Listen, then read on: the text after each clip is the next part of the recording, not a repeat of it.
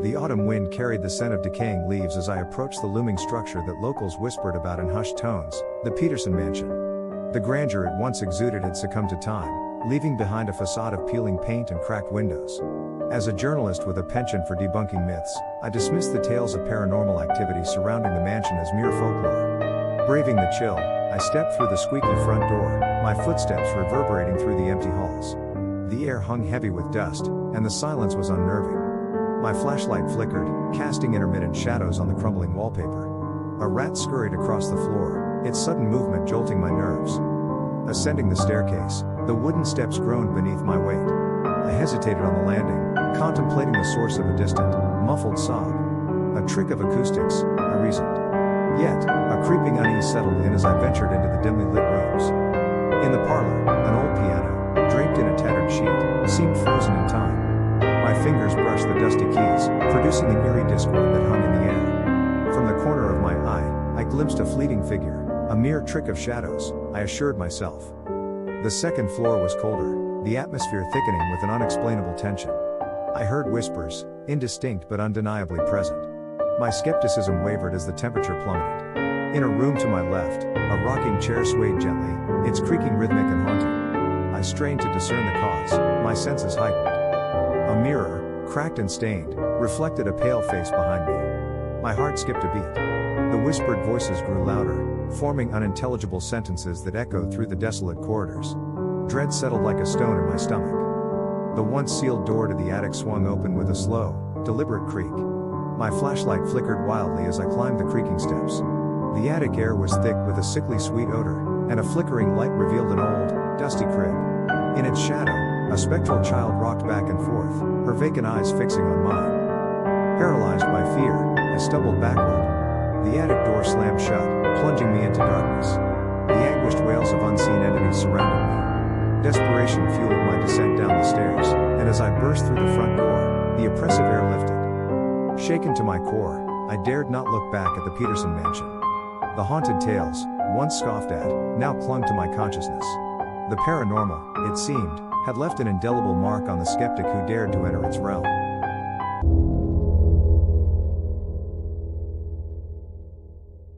The neglected Victorian mansion sat at the outskirts of the small town, a crumbling relic that time had forgotten. The for sale sign swayed in the breeze, its letters faded from exposure to the elements.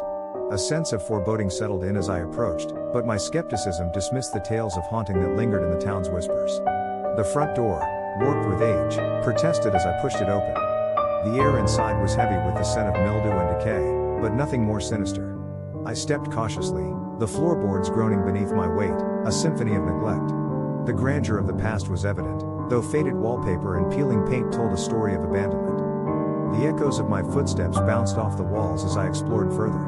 A draft whispered through the gaps in the window frames, creating a haunting melody. In a forgotten room, a dusty wind chime swayed gently, its eerie tinkling the only sound that broke the silence. Upstairs, the sagging staircase led to a corridor where time seemed to stand still. A child's room, scattered with forgotten toys, evoked a melancholic nostalgia rather than fear. As I moved through the hallway, the distant hum of traffic outside played tricks on my ears, creating an illusion of spectral murmurs. In a room where a long-lost family portrait hung crooked, I felt a sudden drop in temperature. A stray gust of wind, perhaps, or an old window giving in to the weather. No ominous presence lurked in the shadows. I chuckled at my own unease, attributing it to the play of light and shadow. Descending the staircase, a flicker of movement caught my eye, but it was only the curtain dancing in the breeze. The house seemed to sigh, settling back into its dormant state. The stories of haunted whispers and ghostly apparitions felt like the exaggerations of overactive imaginations. As I stepped back into the fading daylight, the haunted house revealed itself as nothing more than a relic of bygone days, forgotten and left to crumble. The town's tales had woven a tapestry of spectral fantasies, but reality painted a different picture, one of neglect and abandonment rather than supernatural dread.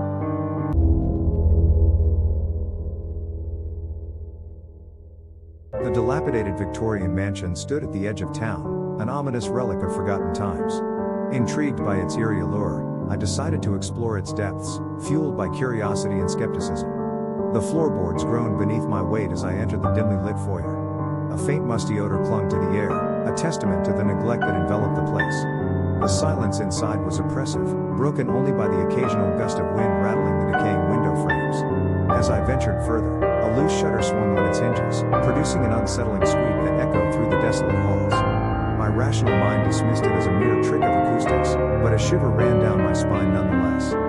In one room, I stumbled upon an old phonograph, its needle scratching against a warped vinyl record. The haunting melody filled the air, creating an eerie ambience that played tricks on my imagination. Shadows danced in the flickering candlelight, casting spectral shapes on the peeling wallpaper. A sudden draft extinguished the candles, plunging me into darkness. Panic set in as I fumbled for my flashlight, and in that moment, the air seemed to thicken with an unseen presence. A voice, barely audible, whispered my name, sending a chill down my spine. I fled, convinced I had witnessed something beyond explanation, leaving the haunted house to its silent, ghostly secrets.